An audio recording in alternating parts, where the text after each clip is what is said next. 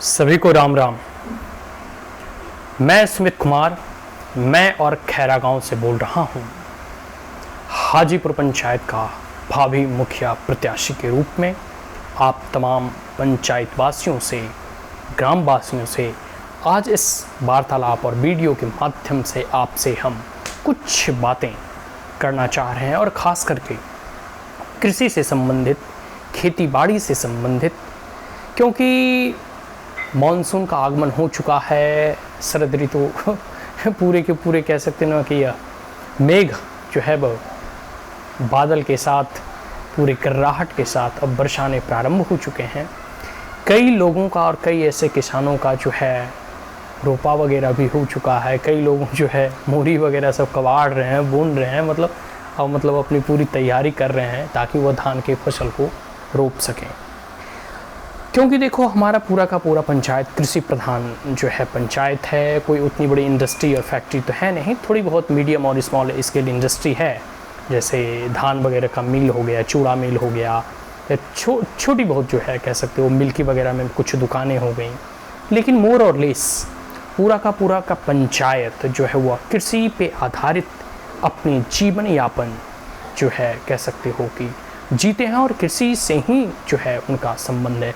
हम लोग भी एक जो है किसान के ही पौत्र हैं, बेटे हैं, और बचपन से जो कह सकते हो ना कि एक जब कहा जाता है ना कि मछली के बेटे को तैरना नहीं सिखाया जाता। जब आप जिस परिवेश में पढ़ते हैं, बढ़ते हैं, फलते हैं, फूलते हैं, तो आपको आपके अंतर्मन में कहीं ना कहीं उस चीज़ को लेकर और उसके विकास को लेकर ये बातें घूमती रहती है, कौंधते रहती है। आप जब देखोगे तो एक परंपरागत जो कृषि अब तक मैगांव हो गया, हाजीपुर हो गया, मिल्की हो गया, ठीक है, भलुआ हो गया, गंगटा हो गया, ये जहाँ भी जो है पूरे के पूरे हाजीपुर पंचायत में खेती बाड़ी किया जा रहा है, तो आप देखोगे सिंपल सा है, धान रोपते हैं, गेहूँ रोपते हैं, नहीं तो कह सकते हो दाल वगैरह, दलहन वगैरह रोपते हैं। यही जो है मुख्यतः फसल रोपे जाते हैं। थोड़े बहुत जो है बाजरे वगैरह, भुट्टा वगैरह, मक्का वगैरह, और एक समय जब चीनी मिल हुआ करता था तो गन्ने वगैरह अधिक रोपा जाता था। लेकिन अब तो चीनी मिल है नहीं, तो गन्ने लोग रोपते नहीं हैं। तो मोर और लेस कहने का मतलब है कि हम लोग जो अब तक परंपरागत खेती करते आए हैं, उससे सिर्फ जीविकोपार्जन हो रहा है। कहने का मतलब है उससे सिर्फ हमारी उदर की पूर्ति हो रही है, हमारी पेट तो भर रहे हैं, लेकिन उससे उन्नति और विकास नहीं हो रहा है। तो सबसे पहले हम जो बात है ना, वो आप लोगों के साथ अगर हम साझा करें, तो सबसे पहली बात हम आप लोगों को यह मतलब बताना चाह रहे हैं कि हमें अब खेती को सिर्फ कह सकते हो कि अपने उदर की पूर्ति के लिए या अपने भरण पोषण के लिए अब नहीं करनी है। क्योंकि अगर आप इस मानसिकता के साथ खेती करेंगे तो खेती से अधिक मुनाफा नहीं कमा पाएंगे, और अगर हमें खेती से अधिक मुनाफा कमाना है तो हमें उसे जो है जीविकोपार्जन से हटाकर हमें अब खेती को एज ए बिजनेस के तौर पर, और खेती को एज ए कमर्शियल एक्टिविटीज़ के तौर पर करेंगे। ठीक है, कि एक प्रकार से कह सकते हो कि हम जो है इस प्रकार से खेती को हम अब करेंगे जिससे कि वो हमारे एक इनकम का सोर्स बने। अब तक क्या था? अब तक का पेट भरने का सोर्स था, जरिया था कि किसी प्रकार से खेती बाड़ी, अच्छा धान गेहूँ हो जाए ताकि हमारा जो है कह सकते हो ना कि कोठी वोठी भर जाए, और हम जो है पूरे साल भर जो है हमारा परिवार का जो है पेट जो है पलते रहे। लेकिन क्या उस पेट पालना ही जीवन जीना है? तो इससे ग्राम वासियों का, किसानों का भला हो सकेगा क्या? जो है पूरे के पूरे पंचायत में जैसे अच्छी शिक्षा हो, अच्छी स्वास्थ्य हो, और बहुत सारे कह सकते हो कि एक व्यक्ति को अपने घर में, अपने जीवन में बहुत चीज़ें करना होता है, तो उस कह सकते हो परंपरागत तरीके से हम अपना विकास नहीं कर सकते। तो अब ज़रूरत है उसमें बदलाव की, ज़रूरत है उसमें परिवर्तन की। अब परिवर्तन कैसे करेंगे भाई? मैंने पहले ही बताया कि जो है उदर पूर्ति की जो कॉन्सेप्ट था खेती का, उसे हटाकर अब हमें जो है कमर्शियल फार्मिंग पे ध्यान देना होगा कि कैसे अधिक से अधिक मुनाफा कमाया जाए। तो इसमें हम कुछ बिंदुओं पर आपका ध्यान आकृष्ट कराना चाहता हूँ। जैसे एक सिंपल अभी अपना लो, आप लोगों ने सुना होगा मिश्रित खेती, मिक्स्ड फार्मिंग, सुना ही होगा, सब लोग सुने होंगे। और इसके बारे में कई जो है कह सकते हो कि साल पहले भी कई बार ये सब आंदोलन होता है, या फिर जब जागरूकता फैलाई जाती है तो चीज़ें होती हैं। लेकिन अभी जैसे गांव का मुखिया हो गए, या जो भी गांव में पंच हो गया, इन सब चीज़ों पर उनका उतना ध्यान नहीं होता। उनका क्या ध्यान होता है जो आवास निकल रहा है तो उसमें निकाल दो, 10-20% कमीशन ले लो। लेटरिन निकल रहा है, शौचालय बनवाना है तो 2000 ले लो। मतलब कहने का मतलब है कि जो सरकारी फंड आता है उसमें भी वो अपना कमीशन पूरा करते हैं। लेकिन मुख्यतः जो ग्राम स्वराज्य की जो अवधारणा थी महात्मा गांधी की, या फिर जो मुखिया और सरपंच का जो बनना होता है, वो एक कलेक्टिवली कोई कार्य को नहीं करते। सरकारी फंड आता है, उसमें अपना कमीशन बैठा कर देखते हैं, अच्छा इसमें हमारा मुनाफा होगा तो चलो हम इस काम को करते हैं। लेकिन अगर सब मिलकर पंचायत बैठकर, पंचायत में तो सभा होती ही नहीं तो बैठेगी क्या, अगर पूरे की पूरी सभा का आयोजन करके तमाम किसान बैठकर यह मीटिंग करें कि किस प्रकार से हमें अब कृषि पर जो है अपना ध्यान केंद्रित करना है और कैसे हमारा खेती से आय अधिक बढ़े, इस पर हमें जो है विशेष ध्यान देना है। और ये जो है अगर मुखिया, सरपंच, पंच, उप मुखिया ये सब वगैरह बैठकर, सचिव वगैरह बैठकर या सहायक सचिव वगैरह बैठकर इन सभी चीज़ों के ऊपर मंथन चिंतन करे तो खेती से भी मुनाफा कमाया जाता है। इसका कई एक आप उदाहरण के माध्यम से आप देख सकते हैं। तो सबसे पहले हम इस सभा का आयोजन करें। अगर मुखिया सरपंच नहीं भी करता है फिर भी ग्रामवासी, मैं, खैरा, गंगटा, बलुआ या हाजीपुर, जो भी हमारे पंचायत के अंतर्गत ग्रामवासी हैं, वो सब बैठकर इस चीज़ पर जो है एक बार विचार करें कि आखिर अब खेती को कैसे उन्नत किया जा सकता है या नहीं। इसके ऊपर बहुत सारे रिसर्च पड़े हुए हैं, लेकिन हाँ, जब मुखिया खुद ही नहीं जानता है तो आपको क्या बताएगा। जो पंच है वो खुद उसके बारे में उसको मालूम नहीं तो क्या बताएगा। तो अब ज़रूरत है कि एक परिवर्तन की, और वह परिवर्तन कहाँ से आएगा, जब सभा का आयोजन होगा और उसमें ऐसे कोई व्यक्ति आपको बताने वाला हो, आपको कोई ट्रेनिंग देने वाला हो, तभी जाकर परिवर्तन धरातल पे उतरेगा। अब जैसे धान रोपा जा रहा है और ये वाटर इंटेंसिव क्रॉप है, इसमें जब तक धान रहेगा तब तक खेत में पानी रहना चाहिए, अगर नहीं होगा तो धान फिर नहीं होगा। अब पानी चाहिए तो स्वाभाविक सी बात है कि सिर्फ हम धान की खेती क्यों करें, धान के साथ हम मछली पालन भी क्यों नहीं करें।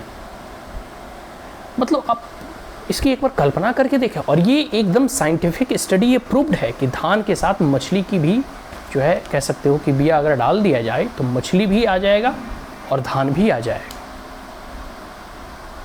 आप एक बार कल्पना करके देखें, और इसमें कोई बहुत कैसे तो लंबा चौड़ा व्यवस्था करने की चीज़ नहीं है।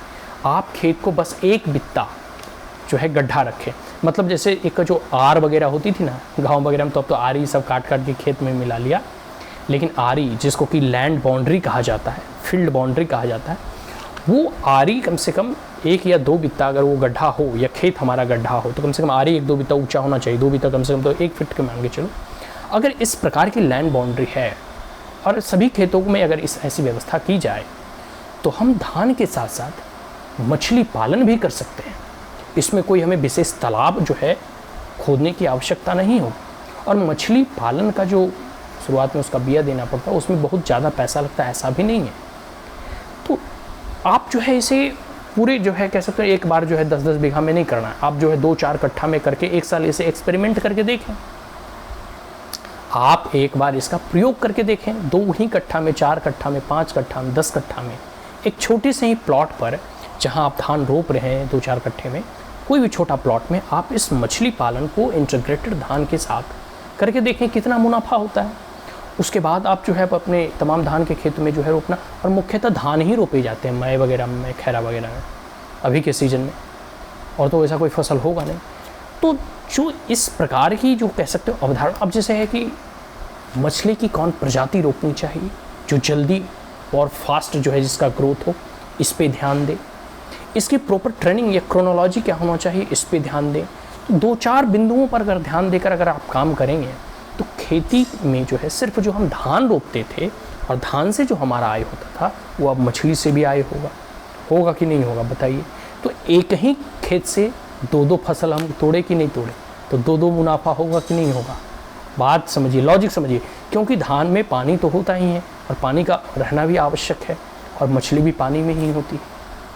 तो इस प्रकार से हम मिश्रित खेती इसको कहते हैं, मिक्स्ड फार्मिंग करते हैं कि एक ही खेत में हम 2-2 फसलों को उगाते हैं। अब जैसे कुछ लोग जो है गन्ना वगैरह रोपते हैं या मकई वगैरह रोपते हैं, ठीक है, तो अब गन्ना वगैरह में भी मछली पालन किया जा सकता है। मकई वगैरह जो रोपते हैं वो तो खैर, तो उसमें देखो आप धनिया वगैरह रोप सकते हो। तो मिश्रित खेती पर हम कभी जब विस्तृत चर्चा करेंगे तो इसमें हम डिटेल में डिस्कशन करेंगे, लेकिन यहाँ बस हम इस बात को हम उठा रहे हैं अभी, क्योंकि धान का सीज़न है, अभी जो है बारिश का मौसम है, तो इसमें जो है हम पूरे के पूरे जो है हम मछली पालन भी धान की खेती के साथ साथ कर सकते हैं और इससे हमारी आय अच्छी जो है बढ़ जाएगी। इसके बाद कुछ चीज़ों और कुछ बिंदुओं पर और हम आपका ध्यान आकृष्ट कराना चाहते हैं और आपको हम ध्यान, जैसे सबसे पहली है ना कि हमें ऑर्गेनिक कल्टीवेशन पे ध्यान देना है। एक समय था कि जब ग्रीन रिवोल्यूशन चलाया गया, हरित क्रांति चलाया गया, जिसमें कि अधिक खाद, अधिक पेस्टिसाइड, अधिक यूरिया, अधिक फर्टिलाइज़र देकर अधिक जो है फसल उत्पादन की ओर हम लोगों ने ध्यान दिया। लेकिन उसकी भी एक सीमा होती है। एक समय के बाद अब जब अधिक फर्टिलाइज़र, यूरिया, खाद वगैरह डालते रहते हैं तो ज़मीन की भी अपनी एक कैपेसिटी होती है। एक समय के बाद आपको वो और अधिक फसल नहीं देगा। तो जो गोबर और खाद का कॉन्सेप्ट था ना, उस कॉन्सेप्ट और परंपरागत कृषि जो थी कि हम परंपरागत तरीके से खाद, अब खाद वगैरह जैसे हम लोग खरीदते हैं, क्या हम गोबर से खाद नहीं तैयार कर सकते हैं केंचुए के माध्यम से? पेस्टिसाइड वगैरह हम जो बाहर से खरीदते हैं कीटनाशक, हम नीम से जो है पेस्टिसाइड क्रिएट कर सकते हैं। तो ये सब सारी चीज़ें अगर पंचायत वासियों को बताया जाए और एज ए मुखिया और सरपंच खुद घर में इसका एक्सपेरिमेंट करे तो पंचायत में परिवर्तन होगा।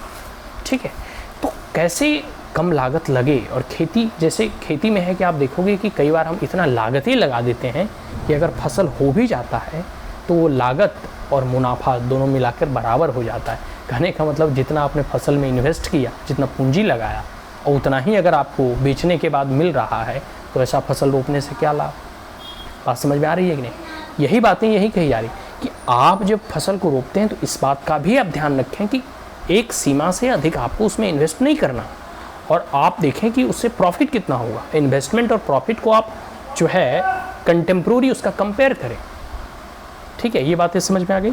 फिर जो देखो नरेंद्र मोदी जी के आने के बाद जो है सॉइल टेस्टिंग की बातें कही जा रही है कि आप अपने मिट्टी का एक बार जो है ना डिस्ट्रिक्ट, जैसे नवादा डिस्ट्रिक्ट है या बारसलगंज ब्लॉक है, वहाँ जाकर आप एक बार चेक कराएं, मृदा जो है एक बार आप अपना सॉइल टेस्टिंग कराएं कि इस सॉइल में कितने खाद की आवश्यकता है, कितना NPK लगेगा, कितना यूरिया डालना चाहिए, ठीक है, इसकी सैलिनिटी कितनी है, ठीक है, और किस प्रकार से हम सॉइल को कंजर्व कर सकते हैं। इन सभी चीज़ों के बारे में आप एक बार सॉइल टेस्टिंग जो लैब होती है वहाँ जाकर आप चेक करवाएं। और इससे होगा क्या कि आप, जैसे होता है ना कि कई बार कुछ लोग कहते हैं अरे मतलब 2-2 किलो 4-4 किलो हर कट्ठे में डालने जहन खदिया यूरिया, मतलब कोई इतना ना हो तो फसल की मतलब तू कह नहीं सकते लल्हा जीते। अरे लल्हा नहीं जीते, जितना जैसे कैपेसिटी रहती है जमीन में उतना ही देते। खदिया या यूरिया डालने से कितना तू डाल में, खेत भी उससे बंजर होता है, इसका नेगेटिव इम्पैक्ट भी पड़ता है फिर हमारे स्वास्थ्य में और हमारे शरीर। आखिर हम ही लोग तो उस अनाज को खाते हैं, जब वो अन्न जाता है तो उसका भी हमारे शरीर पर नकारात्मक प्रभाव पड़ता है। तो इसलिए हर चीज़ की एक सीमा है, सीमा से अधिक हर चीज़ नुकसान करता है। तो जो भी यूरिया, खाद, NPK, फर्टिलाइज़र डालना हो, कीटनाशक डालना हो, एक बार सॉइल टेस्टिंग जरूर करवाएं, उसके बाद ही आपको वो बता देगा कि आपको इतना इसमें यूरिया डालना चाहिए या किस न्यूट्रिएंट्स की कमी है, कौन सा खाद वहाँ डाले, ये सब भी सारी चीज़ें बता दिया जाता है। तो आप एक बार सॉइल टेस्टिंग ज़रूर करवाएं। और हम अगर तीसरी चीज़ों की बात करूँ तो सबसे पहली बात है उन्नत बीज। आपको विश्वास नहीं होगा, ये बड़ा सरल चीज़ है। आपको विश्वास नहीं होगा कि आज के हरित क्रांति से पहले, ग्रीन रिवोल्यूशन से पहले जो है अच्छे बीज की उपलब्धता मार्केट में नहीं थी। अब जो है बीज अच्छा हो, मतलब उपलब्ध है मार्केट में। प्रधानमंत्री नरेंद्र मोदी के द्वारा जो है कह सकते हो कि 2-2 हज़ार करके 3 बार जो है आपको PM किसान सम्मान निधि योजना के तहत 6,000 मिलता भी है वार्षिक। हम कहते हैं कि एक बार पूरे पंचायत मिल बैठकर, जैसे देखो बहुत सारे पंचायत में ऐसा नहीं है कि पैसा नहीं है। अब जैसे पोखर वगैरह का मछली वगैरह पूरा जो है बिकता है, या पैन वगैरह का मछली यहाँ बिकती हैं, तो पैसा बहुत आ जाता है, पंचायत के पास पैसा है, हमको मालूम है, ठीक है। तो अगर जो सरकारी फंड की व्यवस्था नहीं भी हो रही है, लेकिन जो सामाजिक, जैसे तालाब वगैरह, नहर वगैरह का जो पैसा आता है, ठीक है, जैसे चमखोरवा वगैरह भी कोई तो अगर पैसा आवेगी ना मछलियाँ, ठीक है, तो वो सब जो है पैसवा के अगर एक जगह पूरा पंचायत बैठकर इसका निर्णय ले, या पूरा मैं और खैरा अपने अगर गांव की बात करें तो उसमें अगर आप बैठकर निर्णय लें कि भाई इस पैसे से हम एक बार उन्नत बीज खरीदेंगे। अभी देखो पंचायत में या फिर हमारे जो है गांव में जो भी खेती बाड़ी लोग करते हैं, या तो जो पुराने साल का जो धान होता है उसी को रोप देते हैं, या कुछ वगैरह जो है कह सकते हो कि कुछ लोग बारसलीगंज वगैरह से या नवादा से खरीद के लाते हैं। चलो ये तो लाते हैं। आप कभी जैसे बाहर वगैरह आप निकलो तो बारसलीगंज में तो उतना नहीं देखोगे, लेकिन नवादा या फिर नवादा छोड़ दो, या फिर आप पटनवा चल जाओ, पटनवा में जब हो तो बोलिएगा कि आप हमको चावल दिखाइए दुकानदार से, तो आपको 4-5 वैरायटी का चावल देगा। पूछिएगा इसमें सबसे हाई रेट का चावल कौन है, मतलब हाई क्वालिटी का और हाई प्राइस का, तो आपको चावल एक ठो दिखाएगा कि 2-2-250 रुपये किलो, 400 रुपये किलो, 5500 रुपये किलो। अब भाई 1 किलो का दाम 500। चावल में क्या होता है, चावल इतना बड़ा बड़ा होता है। और फिर या तो फिर आप शादी विवाह में आप देख ले हो कि जे अथिया रो कुछ रो पोलौआ वगैरह बनो है, ओकर चौरा कितना मतलब महंगा मिलो है, जेकर भी शादी वादी में बनलो तो देख ले हो। अब बताइए क्या हम बासमती चावल, आपको विश्वास है कि बासमती चावल जो है वो विदेशों में इसका बड़ा डिमांड है और कितना महंगा मिलता है? विदेश में डिमांड है मतलब महंगा ही बिकेगा ना। हम उस धान को रोपें जिसका कि डिमांड अधिक है। देखो बिजनेस के तरीके से जब आप खेती करेंगे और सोचेंगे तो आपको पता चलेगा कि हमें खेती कैसे करनी चाहिए। अब है उस धान को हम रोप रहे हैं जो कि सामान्य मूल्य पर बिकता है, जो आम लोग खाते हैं, तो उसका डिमांड उतना नहीं होता होगा, ठीक है। तो हम उस धान को रोपें जिसका डिमांड सिर्फ नेशनल नहीं इंटरनेशनल मार्केट में भी है। एक बार अगर पूरा पंचायत मिलकर या जो है फैसला ले और जो पैसा है उसका उसमें जो है उपयोग में लाए, और उसके बाद अधिक नहीं करना, ऐसा नहीं कि सारे के सारे जो है जो बिया खरीदा जाएगा जैसे बासमती चावल वगैरह का वो एक ही लोगों को दे दिया जाएगा, नहीं। आप 1-1 किलो ही जो है चावल जो है बांटें ना, डिस्ट्रीब्यूट करें, और फिर उनसे कह दिया जाए कि जब आपका फसल हो जाएगा तो 1 किलो के बदले आप 2 किलो वापस देंगे, ताकि हम 2 किलो उन किन्हीं 2 किसानों को दें। उन 2 किसानों से कहा जाएगा कि आप 2 किलो लें और अगले साल हमें इसके बदले में 4 किलो दें। बात समझ में आ रहा है? तो इस प्रकार से, और 1 किलो को आप 1 कट्ठे में, 10 कट्ठे में, या फिर जितना स्पेस ले आप, मतलब आप मान के चलो कि अगर आप छोटे से ही प्लॉट से, कोई भी एक्सपेरिमेंट पूरा एक साथ नहीं करना चाहिए, हमेशा एक्सपेरिमेंट एक छोटा सा प्लॉट में करना चाहिए, 1 या 2 कट्ठे में, और उसके बाद देखें उसका नेचर कैसा है, वह फसल कितना जल्दी जो है कितने समय में जो है ग्रोथ उसका होता है, कितना उत्पादन देता है, फिर उस चावल खाने में कैसा लगता है, किस रेट पर बिकता है। तो 1 और 2 कट्ठे के साथ जब आप एक्सपेरिमेंट करेंगे और ऐसे गांव में 10-20 किसानों को ऐसे चिन्हित कर लिया जाए जो सही मायनों में अच्छे कृषक हैं, तो उसके बाद जो है अगले साल जब उनका फसल होगा तो आप उनसे 1-1 किलो के बदले 2-2, 3-3 किलो ले लें और फिर उससे जो है दूसरे किसानों को दें, ठीक है। तो इस तरह पूरे के पूरे गांव में रिवोल्यूशन और क्रांति लाया जा सकता है। तो जो उन्नत बीज होता है ना, हम तो कहेंगे कि आप लोग बासमती चावल वगैरह रोपें, इसका विदेशों में बड़ा डिमांड है।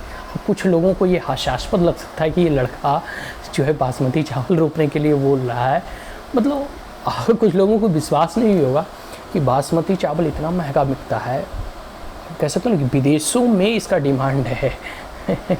फिर जो जिससे पनीर कहते हैं पुलाव वगैरह बनता है, वो सब चावल रोपें, उसकी डिमांड मार्केट में अधिक है, वो चावल अधिक स्वादिष्ट लगता है। ये बासमती चावल जिधर रोपा जाता है उधर से गुजरोगे ना तो एकदम धमाधम सुगंधित जो है आपका माहौल हो जाएगा। ये कुछ चीज़ें हो गया। फिर जो है हमने आपको पहले ही बता दिया था कि कीटनाशक वगैरह जो खरीदते हैं, अगर उसमें आपको पैसे कम करना है तो नीम वगैरह से, नीम के पत्ते से कीटनाशक घर में ही तैयार किए जाते हैं। और फिर गाय वगैरह का जो कह सकते हो कि मूत्र होता है, गौमूत्र से जो है इसको तैयार किया जाता है, और बहुत उसमें 1-2 केमिकल और मिलाए जाते हैं। तो जो पेस्टिसाइड वगैरह खरीदने का पैसा लगता है, ये सब गांव में ही तैयार किया जा सकता है, एक लार्ज स्केल पर इसकी व्यवस्था की जा सकती है। लेकिन ना गांव का मुखिया इस पर ध्यान देता है, ना पंच सरपंच, इसको कोई मतलब ही नहीं। उनको तो मतलब है कि भाई जो सरकारी फंड आता है, सरकारी कार्यक्रम होते हैं, उन्हीं को उन पर ध्यान देना है। लेकिन गाँव का उन्नति और गाँव के कृषक लोगों का कैसे भलाई हो, उनका इनकम कैसे बढ़े, इस पर जो है उनका ध्यान नहीं रहता। और कुछ हद तक उनकी भी इसमें कह सकते हो ना कि हम बुराई नहीं कह सकते, क्योंकि उनकी भी एक सीमा है, ज्ञान का भी एक सीमा है। जब आप इन सभी चीज़ों पर ध्यान देंगे, इन सभी चीज़ों के पीछे आप लगेंगे, तभी आप इसको जानेंगे। लेकिन ऐसा होता नहीं, क्योंकि अब तो चुनाव, मुखिया सरपंच बनना और जीतना एक चुनाव हो गया। आप लड़ते हैं, जीतते हैं, लेकिन सही में आपको जनता के लिए जो सेवा भाव होना चाहिए वो जो है कहीं नहीं दिखता। अब आगे कुछ और बात कर लेते हैं। जैसे फसल चक्र की बात हो गई कि हम लोग जैसे मुख्यतः 2 ही फसल हम लोग का गांव में होता है, ठीक है, या पूरे के पूरे पंचायत में कह सकते हो। कहीं भी देखोगे या तो धान रोपते हैं या गेहूँ रोपते हैं। गेहूँ नहीं रोपे तो थोड़ा बहुत दाल लगा दिए, ठीक है। लेकिन हम कहते हैं कि कम से कम एक खेत से 3 फसल जरूर लो। हमारे गांव में पता है 3-3 ट्यूबवेल हुआ करता था, लेकिन आज एक भी ट्यूबवेल नहीं चल रहा। लाइन तो अब आ गया, लेकिन अभी ट्यूबवेल नहीं चल रहा। आपको बिलीव नहीं होगा, अगर जो जैसे निमिया तक जो ट्यूबवेल था वो अगर सही रूप से चलाया जाए तो पूरे के पूरे छोटकी बागी और बड़की बागी दोनों में जो है सब्जी की खेती की जा सकती है। आपको पता है कि बारसलीगंज में हम लोग, बारसलीगंज जैसे हम लोग सब्जी वगैरह खरीदने जाते हैं, और बारसलीगंज जो बाज़ार है उससे कई गांव के लोग जो है वहाँ सब्जी खरीदने आते हैं। और आप जब देखोगे भलुआ वगैरह जाओगे तो उसके इर्द गिर्द जो है कई लोग जो है सब्जी की खेती कर रहे होते हैं। जो अन्य फसल है उससे सब्जी में अधिक मुनाफा है, ठीक है। तो कैसे सब्जी के फसल से हम मुनाफा कमाएं, इस पर ध्यान देना होगा। इसके लिए सबसे ज़रूरी है कि पहले पानी की उपलब्धता हो और ट्यूबवेल वगैरह चलाया जाए। मुखिया और सरपंच इस बात का ध्यान रखें कि किसानों को अगर सही मात्रा में पानी की उपलब्धता हो तो उनका कोई भी फसल नष्ट ना होगा। लेकिन जो भी फंड वगैरह आती है ट्यूबवेल का, लोग अपने ही खा जाते हैं, कोई इस पर ध्यान नहीं देता, कोई मॉनिटरिंग नहीं करता। मुखिया सरपंच का अपना जेब भरता है और वो खुशहाल रहते हैं और किसान बेहाल रहते हैं। तो आगे है फसल चक्र पे ध्यान दें। एक कम से कम कह सकते हो जैसे वेस्ट बंगाल वगैरह में एक खेत पर जो है 3 फसल रोपे जाते हैं, मतलब 3 कह सकते हो कि चक्र में फसल उगाए जाते हैं। तो एक ही खेत से 3 बार अगर फसल होगा तो स्वाभाविक सी बात है मुनाफा अधिक होगा। अब हम कह सकते हैं कि सब्जी वगैरह हो गया, फूल की खेती वगैरह हो गया। अब है कि हम बात कर लेते हैं थोड़ा खेती और बाड़ी की। खेती के बारे में तो इतना चर्चा कर लिया, बाड़ी के बारे में। एक समय था कि हर एक घर में 1-2 पशु रहते थे। आज भी गांव जाओगे तो हर लोगों के घर में 1-2 गाय, बैल, बकरियां जो है ये सब पाली जाते थे। खेती करते हैं हम लोग, बाड़ी को धीरे धीरे छोड़ रहे हैं। हमें बाड़ी पे विशेष ध्यान देना होगा। गाय वगैरह को एक चलता फिरता बैंक कहा जाता है किसानों का। अब है कि गाय को 1-2 गाय पालने से कोई लाभ नहीं, पाले तो 10 गाय पालें, 20 गाय पालें। जैसे जन्मेजय भैया का जो है पिताजी करते हैं, पालते हैं गाय। तो इसी प्रकार अभी जैसे देखो मुर्गी पालन कर रहे हैं गगन भैया वगैरह। तो ये सब जो है ना, आप इनसे सीख सकते हो कि कैसे इन सबों के माध्यम से आप मुनाफा बढ़ा सकते हो। और सिर्फ मुर्गी पालन या कह सकते हो मछली पालन ही नहीं, भेड़ पालन, बकरी पालन, फिर मशरूम कल्टीवेशन, ठीक है। अब कह सकते हैं कि कुछ लोगों ने बकरी पालन शुरू किया और उसकी सारी बकरियां मर गई। अरे भाई, कभी भी जब भी बकरी पालो ना तो 10, 20 और 50 बकरी मत लाओ। जब भी जैसे हम कहते हैं बासमती का चावल का खेती करना है तो एक बार नहीं कि 10 बीघा हम बासमती चावलें लगा दिए और पता चला कि वो खेती में सब जर गया, कुछ हुआ ही नहीं। जब भी हम शुरुआत करें तो 1 और 2 कट्ठे से शुरुआत करें। जब भी हम शुरुआत करें तो जो भी हम बकरी पालन करते हैं पहले उसके बारे में जान लो कि जब भी हम बकरी लाएं तो शिशु को लाएं, बच्चे को लाएं। बड़ी बकरी को नहीं लाना चाहिए, क्योंकि बड़ी बकरी जब दूसरी जगह जाती है तो उस वातावरण के अनुसार वो जो है अपने आप को ढाल नहीं लेती है और वो उसकी मृत्यु हो जाती है, वो जाने चले। तो जब भी बकरी पालन करें 1-2 बकरी से प्रारंभ करें। फिर बकरी को हर 6 महीने में एक वैक्सीन लगती है, उसको लगाएं, वैक्सीन लगाएं तो बकरी कभी नहीं मरेगी। काला नमक का प्रयोग करें, बकरियाँ कभी नहीं मरेगी। बकरी को जब आप चारा डालते हैं या फिर जहाँ भी रखते हैं तो इस प्रकार साफ और स्वच्छता का पूर्ण ध्यान दें। अब जैसे गाय वगैरह लोग पालते हैं, पता है गाय को भी वैक्सीनेट किया जाता है। हर 6 महीना और साल भर में गाय को वैक्सीन लगाएं, कभी कोई बीमारी नहीं होगा। गाय को काला नमक दे, क्योंकि ये जो जानवर होते हैं ना जो कि हरी घास चरते हैं तो उसके पेट में कीड़े अधिक हो जाते हैं। इस कारण से उसे दस्त का शिकायत हो जाता है, बुखार लग जाता है और उसकी जान ही चली जाती है। तो जो भी हरा चारा खाएगा, स्वाभाविक सी बात है, खेत खलिहानों में कितने कीड़े वगैरह मकोड़े होते हैं, पेट के अंदर जाता ही है। तो इसके लिए उसे काला नमक का ढेली हमेशा रखा करें। तो ये सब सारी चीज़ें, ये सब जो है ना पंचायत वगैरह में अगर मुखिया सरपंच जागरूक रहे या उनको खेती के बारे में ज्ञान हो। देखो खेती करना अलग चीज़ है, लेकिन खेती के बारे में जानना दूसरी चीज़ है। इन सभी चीज़ों पर ध्यान दें तो मधुमक्खी पालन हो गया, मशरूम कल्टीवेशन हो गया, फिर फ्लावर कल्टीवेशन हो गए, फिर इसके बाद जो है आप देखोगे तो भेड़ पालन हो गए। तो ये सब सारी चीज़ें हैं जो किया जा सकता है। इसकी अभी देखो मीट वगैरह की डिमांड पूरे भारत में ही नहीं दुनिया में है। भारत से मीट जो है दुनिया में एक्सपोर्ट होता है, ठीक है। और दूध वगैरह तो आपको मालूम ही है कि गाय कभी आपको नुकसान कर ही नहीं सकती। गाय एक ऐसी कह सकते हैं जिसलिए गाय को माता का दर्जा दिया गया है कि गाय गोबर भी देती है, उससे खाद बन जाता है। गौमूत्र से जो है कह सकते हो कीटनाशक बनते हैं। दूध से जो है पौष्टिक आहार तो मिलता ही होता है, हड्डियाँ मजबूत होती ही हैं। साथ साथ मिठाई, दूध, दही, घी, लस्सी, छाछ, मट्टा, जिससे हमारा स्वास्थ्य भी सही रहता है। तो हम जो है खेती के साथ साथ बाड़ी पर भी ध्यान दें।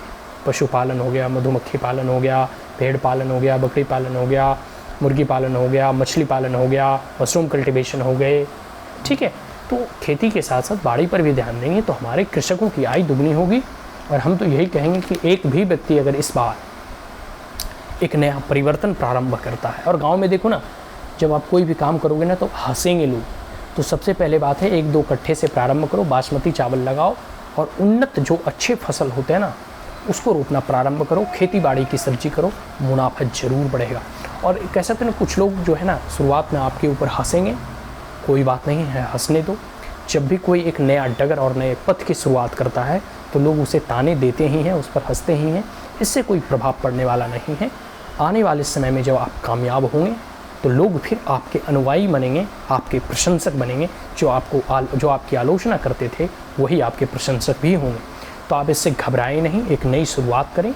और मैंने बताया ना कि धान के साथ मछली पालन जरूर करें, और इसके साथ साथ कह सकते हो कि आने वाले समय में जो है सब्जी वगैरह और पशु के साथ साथ जो है खेती और बाड़ी पर भी ध्यान दें, ठीक है जी। तो मैं पुनः एक बार तमाम हाजीपुर पंचायत के वासियों का जो है अभिनंदन करता हूँ। आप लोगों ने इतना समय दिया, इसे सुना।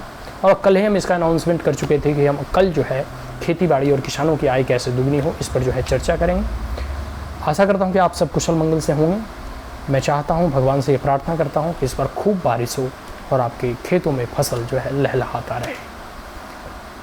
एक बार पुनः तमाम मई ग्रामवासियों का जय हो, जय हो, जय हो।